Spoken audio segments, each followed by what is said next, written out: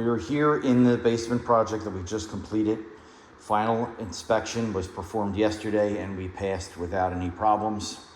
The steps you see here were originally painted in a gray, and this was all open. We sanded the risers, stringers, and treads completely down to the original pine. We then oil-based primed the stringers and risers and then painted them with a gloss white emerald urethane. The stain is a min-wax oil base and then an oil-based polyurethane for both the handrail and the steps.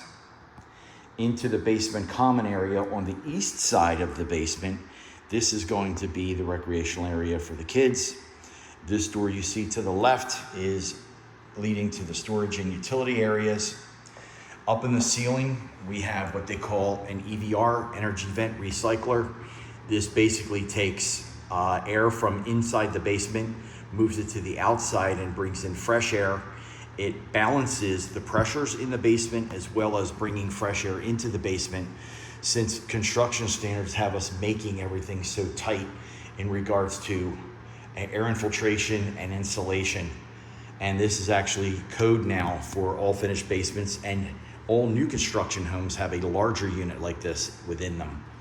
In the electrical portion of this project, we did a 30 amp sub panel, and that panel basically houses all the electrical for the basement, and every single circuit now is GFI arc fault protected. Sticker for our passing for the final, which was yesterday. You can see the trim, 5 1/4 colonial base with a 3/4 round laminate flooring throughout. Fujitsu mini split system, 12,000 BTU to handle the climate control in the basement for both heat and air.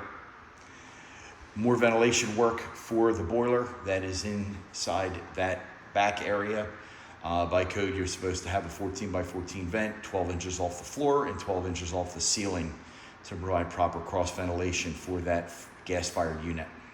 Coming around into the entertainment area, we're gonna have their customers gonna mount their TV on this wall and probably put a sectional through this area here. Coming into the back section, you're looking at a full wet bar. Fabuwood cabinets, Shaker's design. The floating shelves were fabricated, painted, and installed by us. And the backsplash is a 1x3 herringbone tile, and we have a black quartz countertop. The powder room is 4 foot by 8 foot, 36-inch vanity, wood vanity painted gray with a custom Carrera marble top. Wall mirror, 12 by 24 white Carrera tile in a matte finish. This area and the gym area required additional heating by code, so we have a adjustable baseboard heater with integral thermostat to pass muster for code. And then we have our SaniFlow macerator system. So basically this toilet and both sinks for the wet bar and the bathroom are hooked up to a macerator pump, which is in this closet, which is dedicated just for that purpose. This little unit prevents anybody from doing underground plumbing and having to put a macerator pit in, saves for cost. I trust these when it comes to basically like a powder room or a wet bar, but I wouldn't trust them because of the volume with a shower. That's just me. A lot of people use them without any problems. When we convert up to a full bathroom installation in the basement, I'm gonna be using a macerator pump that goes below ground for much larger capacity. This area here is our gym. It's only a 10 by 10 area, set up with a barn style door for privacy. And that's basically about it for this basement. We have finished this project in 6 weeks. Inspections, framing, electrical, plumbing, draft stop, fire blocking, insulation, drywall paint, laminate floors, trim, HVAC, and climate control work all included in this project.